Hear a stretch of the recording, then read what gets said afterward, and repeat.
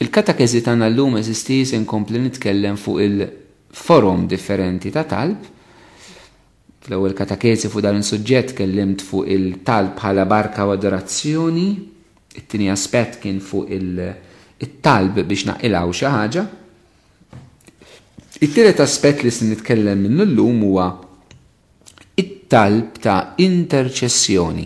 Hija kelma forsi smajnija f'momenti forsi f'xi tok, f'xi taħdita, f'xi laqgħa ta' talb. Dan it-talb ta' interċessjoni eżisti li biex ngħid hekk huwa għamla ta' talb fejn aħna nitolbu xi ħaġa li mhix għalina, hija l-oħrajn. U dan it-tip ta' talb irressaqna ħafna qrib lejn Ġesu. F'liema sens, għaliex Ġesu jinterċedi. Ġesu interċeda u Ġesu għadu jinterċedi. Ġesu fil-ħajja tiegħu fuq dil-art insibuh li jitlob għall-oħrajn. Aħna forsi dina ma tantx nagħtu każ, aħna aktar imdorrijin inħarsu lejn Ġesu biex nitolbu lilu għalina, nitolbuh. Però ftit nirrealizzaw li Ġesu jitlob għalina. Ġesu jitlob għalina quddiem il-missier. Dak li qiegħed jagħmel skont littra lil-Lut li jgħidilna li Ġesu qiegħed jitlob għalina quddiem il-missier. Ġesu nsibuh li talab għalina fuq dil-art, pereżempju fl-aħħar ċena għandna t-talba twila, ngħidula t-talba saċerdotali, San Ġwan kapitlu 17, fejn Ġesu jitlob għall-apostli u Ġesu jitlob għal dawk kollha li kellhom jemmnu bis-saħħa tal-apostli. Għandna mumenti uħor meta Ġesu jitlob għal Pietru, meta qallu x-xitan rid jgħaddik mill-arbil li ma jiena tlibt għalik biex il-fidi tiegħek ma tiġix nieqsa. Importanti nirrealizzaw. U xi kuntant tajjeb induru lejn il-murej Ġesu ngħidulu Ġesu itlob għalija int quddiem il-missier għax dak li qed jagħmel. Ukoll eżisti dan it-talb ixebbaħna anke wkoll mal-Ispirtu Santu. L-Ispirtu Santu fl-Ittra Rumani kapitlu 8 verus 26-27 jgħidilna l-Ispirtu Santu jidħol għalina bit-talb tiegħu. U bit-talb tiegħu jidħol għal qaddisin skont ma jrid Alla. L-Ispirtu Santu jitlob għalik. Jitlob għalik. L-Ispirtu Santu jinterċedi għalina quddiem il-missier ukoll. Ftit nagħtu każ dan it-tagħlim tant profond tal-kelma ta' Alla. L-interċessjoni, mela t-talb ta' interċessjoni hekk jagħmilna nixbħu anke l-mulej f'dan l-aspett fil-ħajja tagħna. L-interċessjoni huwa talb favur xi ħadd u dan it-tip ta' talb din l-għamla ta' talb li nitolbu għal xi ħadd ieħor insibuh antik. Ġifieri anke mill-Bibbja nistgħu ngħidu mill-ktieb tal-Ġenesi fil-ġrajja ta' Abram insibu fi żmien Abram din hija talba illi hija repetuta minn Abram u li dejjem talba li tappella ħnina Alla ma speċjali quddiem id-dnub tal-bniedem. Biex ngħidu hekk huwa Ġesu l-interċessur vera fil-Knisja, huwa hu li jitlob quddiem il-missier. Aħna inkwantu li aħna membri tal-ġisem tiegħu, inkwantu li aħna mambdin fih, inkwantu li hu r-ras tagħna, aħna ninterċedu fil-persuna ta' Ġesu. Insibu li l-ewwel komunitajiet tal-insar eżisti fl-Atti tal-Apostli din is-sura ta' talb ta' għajnuna għal xulxin insibuha preżenti. Nagħtikom ftit referenzi anke biex tfittxuhom meta tkunu daqsxejn komdi. L-Atti tal-Apostli kapitlu 12 vers 5, kapitlu 20 vers 36, kapitlu 21 vers 5. L-istess insibu fit-tieni tal-Korintin kapitlu 9 vers 14. Hekk meta naraw l-insara li kienu jgħinu lil xulxin permezz tat-talb għal xulxin. U din importanti nifhmuha. Anke llum aħna għandna bżonn nitolbu għal xulxin, ninterċedu għal xulxin. Hawn nies li għandhom missjoni u karizma ta' interċessjoni fil-Knisja. U jalla tqum iktar. Jalla jkollna interċessuri ġodda, nies illi jingħataw biex jitolbu għal ħadd ieħor. San Pawl eżistijej sieħeb lill-oħrajn fil-missjoni tiegħu tax-xandir tal-Evanġelu billi kien jitlobhom jitolbu għalih u għall-missjoni li kienet jaqdi. Kemm importanti eżistijej li aħna forsi mhux il-kol għandna sejħa biex innipritkaw il-Vanġelu bil-kliem li mmorru l-missjoni, Però nistgħu naqdu it-talb tagħna għal dawn li għandhom din is-sejħa u jkollna sehem minn dik il-missjoni. Ġifieri jekk tridu taraw dan naraw kif San Pawl kien jagħmilha hu nnifsu ma tant nies fl-ittri tiegħu li talabhom jitolbu għalih għall missjoni li kienet jaqdi. Pereżempju, sibu littra l-Efesin kapitlu 6 minn vrus 18-20, littra l-Kolossin kapitlu 4 minn vrus 3-4 u l-ewwel littra t-Tessalonkin kapitlu 5 vers 25. Pero San Pawl ma kienx biss jitlobhom jitolbu għalih, imma San Pawl kien jitlob għalihom huwa wkoll. Mela dan it-talb ta' interċessjoni f'kuntest ta' evangelizzazzjoni, f'kuntest ta' appostolat, irid jinkludi il-ġiex aspetti illi min jevangelizza jitlob lil ħadd ieħor jitlob għalih. Imma min jevangelizza irid jitlob ukoll għal min qiegħed jitlob għalih. Din nistgħu nsibuha fit-tieni ittra t-Tessalonkin, kapitlu 1 vers 11, litra l-Kolossin, kapitlu 1 vers 3, u litra l-Filippin, kapitlu 1 vers 3-4. Importanti jeżisti li l-interċessjoni tagħna wkoll ma tħaddanx biss il-ħidma apostolika tal-Knisja biex ngħidlek, imma trid tħaddan lil kulħadd, iridu nitalmu ninterċedu għal kulħadd. Per eżempju, fl-ewwel ittra lil Timotju, kapitlu 2 vers 1, insibu li dan it-talb ta' interċessjoni tisir għal bnedmin kollha, inkluż slaten, għal min qed imexxi politikament, għal min qiegħed għandu xi forma ta' awtorità. Nitolbu għal kulħadd. Imma inkluż il-mexxejja, inkluż min jippersegwi tagħna. Littra l-Rumani kapitlu 12 vers 14 jgħidilna biex itolbu skużawni, għal dawk illi jippersegwitawkom. Kemm importanti jeżisti dan it-talb ta' interċessjoni għal min jippersegwitak u forsi dina ma tantx iddoqlok dejjem. Jiena kull min nintaqa' miegħu li jgħidli l-ġara tagħmillu l-ħsara, it-tali qed jobodni, it-talija qed tkissirni. L-ewwel ħaġa li tittamel għaliha li titlob. Dak il-ħajt li jinbena bejnek u bej il-persuna jitkisser biss fit-talb.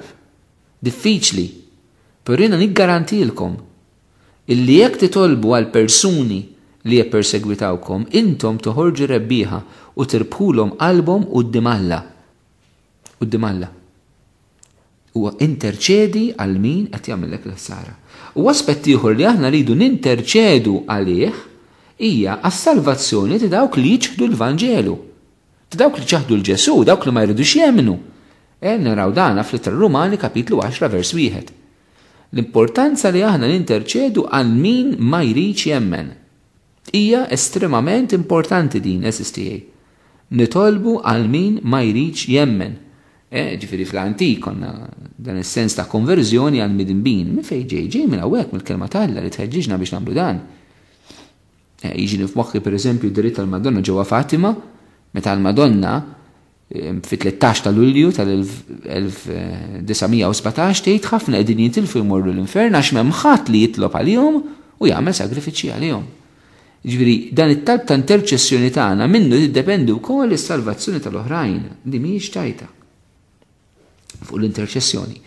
Naqaf hawnhekk għax din mhix katakezi sieħa fuq l-interċessjoni qed nitkellem fuq il-5 forom ta' talb, ma ħammorru għal raba' għamla ta' talb fih dan il-Knisja, fih dan l-ispiritwalità nisranija, li hija it-talba ta' radd il-ħajr, it-talba li inti tgħid grazzi, it-thank you. Ir-radd tal-ħajr fil-fatti hija karatteristika ħafna importanti eżistijaj fit-talb tagħna bħala Knisja, bħala komunità. Biżejjed ngħidlu li l-kelma Ewkaristija, allura għall-Qudiesa, ġejja mill-kelma Griega Ewkaristejn illi tfisser radd il-ħajr. Il-Qudiesa hi radd il-ħajr. L-ikbar thank you li aħna nistgħu ngħidu lill-Missier permezz ta' Ibnu Ġesu fl-Ispirtu Santu hija fiċ-ċelebrazzjoni tal-Qudiesa. Il-Qudiesa hija xi kultant issir biex xi ħadd li ġejna nagħmlu qudies ta' ringrazzjament Fader, jew nagħmlu Thanksgiving Mass. U hija tgħidulhom iva, però Thanksgiving Mass. quddis ta' ringrazzjament. Il-quddis i ringrazzjament. Ma teżistix quddis ta' ringrazzjament. Il-quddis i ringrazzjament fi anfisha hija dejjem radd il-ħajr, hija dejjem tifħir lill-Alla fil-ħajja tagħna. U dan importanti ħafna illi aħna napprezzaw u nifhmuh. Illi jiena fil-quddis dejjem qed ngħid thank you lill-Missier permezz ta' Ġesu fl-Ispirtu Santu. U r-ratt il-ħajr prinċipali tagħna għandu ikun minħabba s-salvazzjoni li Ġesu ġabilna mid-dnub. Ġesu li ħalisna bil-passjoni l-mewt il-qawmin tiegħu, ikkonsagrana mill-qawwa tal-Ispirtu Santu u rebaħna mill-ġdid għall-Missier. Ma nistgħu qatt nieqfu ngħidu grazzi kbira l-Alla għal dak li għamel magħna. Aħna forsi għadna ħadniha wisq lajt li jeżistijaj. Il-fatti li Ġesu mitalik, li Ġesu lilek ħelsek, li Ġesu lilek salvak, lilek Ġesu xerred demmu kollu għalik, li Ġesu bata dik il-passjoni għax iħobbok biex juri ħnina kbira minnek, biex jiproteġik mix-xitan, biex jħelsek mill-mart tiegħek kollu. Ġesu li ġablek dan il-ħelsien, aħna għadna ma prezzajniex biżejjed dan Alla kemm ħabb il-bniedem. Aħna mhux nidaw bħalla jmisna. Nfaħruh minn qalbna, nirringrazzjawh minn qalbna. Allura il-quddisa primarjament hija ringrazzjament għal dan. Orrajt nirringrazzjaw il-Mulej u mbagħad ovvjament għal tant affarijiet oħrajn li aħna il-Mulej għamel fil-ħajja tagħna. Però l-ikbar grazzi titmur għas-salvazzjoni li tagħna. Ejjew ma naħdux for granted. Ejjew nifhmu li ma nistgħu qatt nifqu nirringrazzjaw il-Mulej għal dak li għamel għalina fuq is-salib. Għandna wkoll nitalmu eżisti li aħna nirringrazzjaw l-Alla għal dak kollu li għatina. Anzi, jiena nixtieq nipproponilkom dak li kienu jgħid il-venerabbli Solanus Casey, patri Cappuccino Amerikan, figura tant sabiħa wa personaġġ li jiena inħobb ħafna fil-ħajja tiegħi.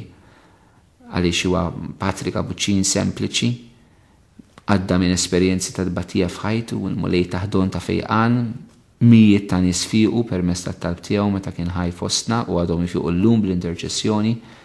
Tistgħu dak minnkom li għandhom użu tal-internet, tistgħu tiħtlu hemm website uffiċjali fih dwaru, ma kienu jgħid thank God ahead of time. Kien jgħid irringrazzjaw il-Mulej minn qabel ma taqalaw il-grazzi li qed titolbuh għalihom. Thank God ahead of time. Żammuha f'qalbkom. Thank God ahead of time. Irringrazzja l-Mulej qabel iż-żmien. Qabel iż-żmien li taqla grazzja. Żomma f'qalbek. Ħalli l-qalb tagħna tibqa' turi dan l-ringrazzjament, l-apprezzament din it-tjubija eżistijaj. It-tjubija ta' Alla fil-ħajja tagħna. Imbagħad il-ħames aspett illi xtaqt inkellimkom dwaru huwa it-talb ta' tifħir. Illum hekk sar komuni biex ngħidlek insemmuha il-praise, issib ċerti persuni jgħidulek il-praise, kellna moment ta' praise Father.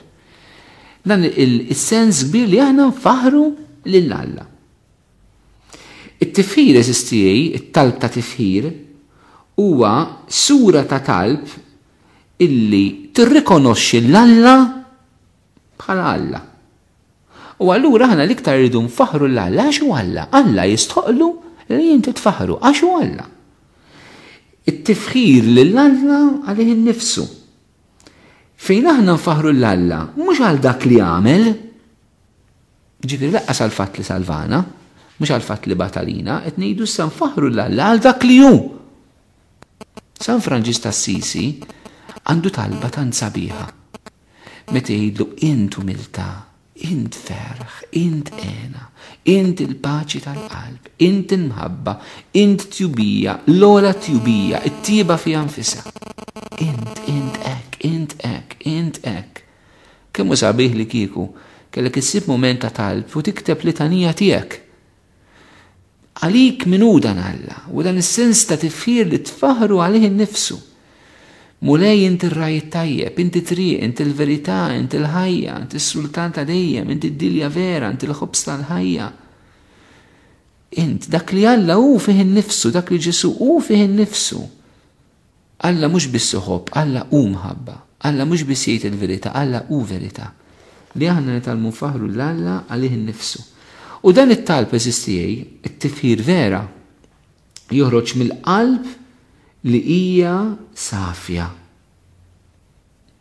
Illi tfaħħar l-Alla bil-fidi qabel ma tara l-glorja tiegħu, qabel ma tesperjenza l-affarijiet tiegħu, qabel ma tmur il-ġenna.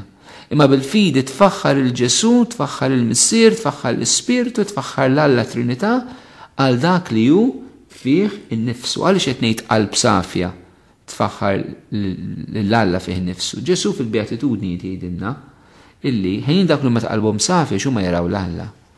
U inti tista' tfaħħar l-Alla lil nifsu meta taraħ. Taraħ ballin tal-fidi imma titoħroġ minn qalb safja. Il-qalb li mhix safja hija l-qalb li għadha tfittex lilha nfisha, il-qalb li għadha maħkuma mid-dnub, il-qalb li għadha maħkuma bl-egoizmu, bl-ejra, bil-vanaglorja, bil-vanità, bil-supervja, bil-gula. Din il-qalb li għadha tpoġġi l-anfisa fiċ-ċentru. Din il-qalb li ma tadurax l-Alla, ma l-qalb li ma taqdix l-Alla, imma l-qalb li tinqeda b'Alla. Dik hija l-qalb li mis-safja. Hija din il-qalb li mhijiex ċara. Ma tarax, il-qalb li hija mdardra, allura ma tistax tara sew. Imdardra bid-dnub u imdardar bik innifsek. Imdardar bid-dnub u imdardar bik innifsek. Allura it-tifħir eżisti jekk iridu aħna jkollna termometru ta' kemm aħna qegħdin nikbru spiritwalment, jiġifieri kemm qegħdin inħelsu mid-dnub, kemm maħniex aktar aħna fiċ-ċentru tagħna, jekk trid termometru ara kemm qed tfaħħar l-Alla. Iktar ma qalbek issir safja toqrob riplejn Ġesu fil-ħajja tiegħek, allura iktar inti tfaħħar lilu għalih innifsu, m'għandux aktar int li importanti. Wow! U ma tistax qudiemu ma tfaħrux għal dak li hu. Il-qalb safja li kapaċi tħares lejn il-ħolqien. U kif darba għalli xaħat, meta konna qegħdin naraw hekk xena tal-baħar tant sabiħa, tlu kemm sabiħa hu. U del persuna qalt li imma kemm hu jisbaħ mela. Jekk araw il-qalb safja. Illi inti ma tiqafx fuq dak li qed tara, imma kapaċi tara l-Alla fejn m'intix taraħ. Fejn ħadd ieħor ma jaraħx. U allura l-mulej inti tista' tfaħru. Hemm dan is-sens la tifħir fil-qalb tiegħek. L-Ispirtu Santu eżistijaj jissieħeb magħna f'dan it-tifħir l-Alla.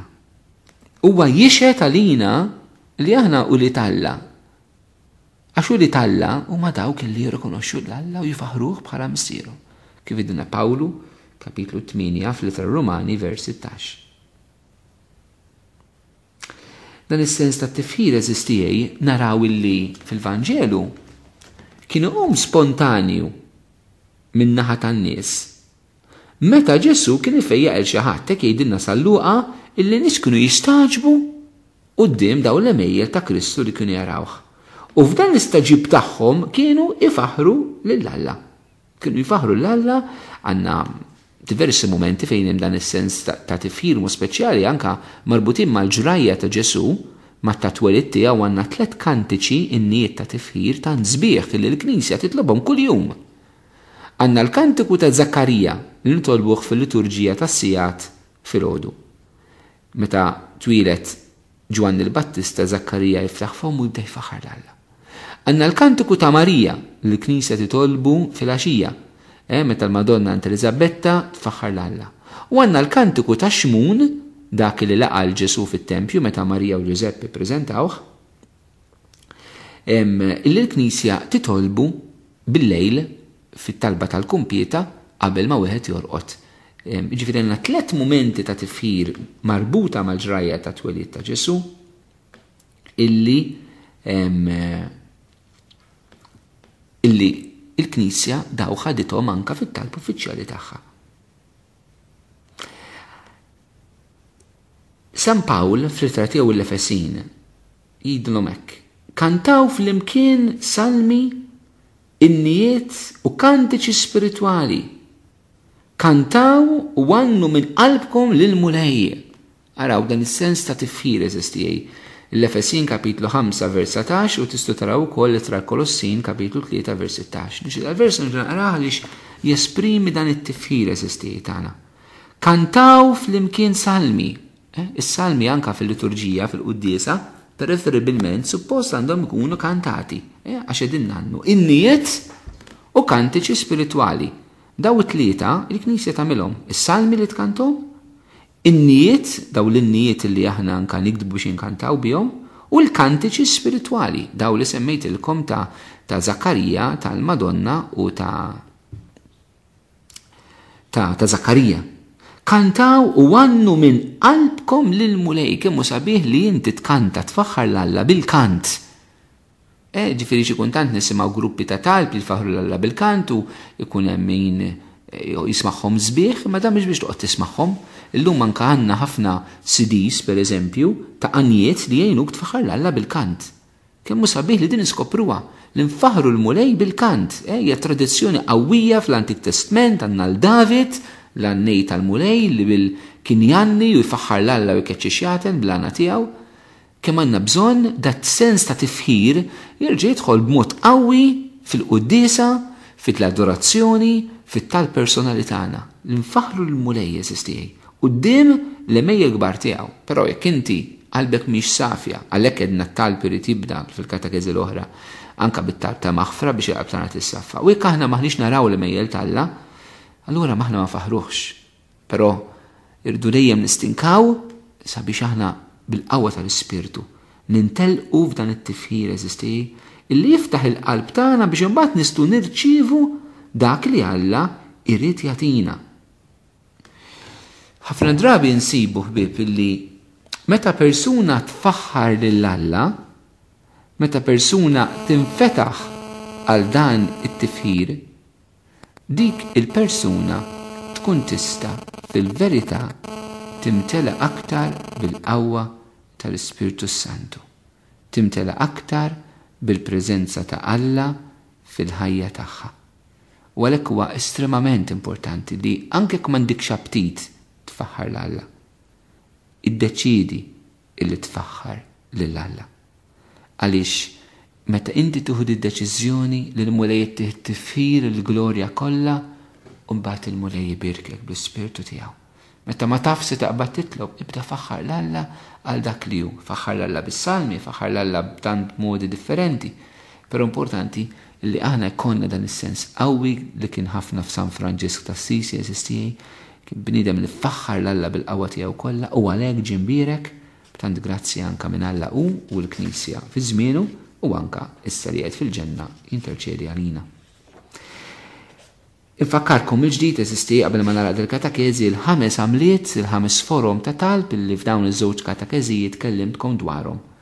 Il-barka u l-adorazzjoni, it-tieni, it-talb biex naqlu xi ħaġa, it-tielet it-talb ta' interċessjoni, ir-raba' ir-rat ta' rat il-ħajr, il-5 it-talb ta' tifħir. Jalla, tħallu l-Ispirtu Santu jmexxikom f'daw il-5 għamliet ta' talb fil-ħajja tagħkom u l-mulej jagħtikom is-sliem.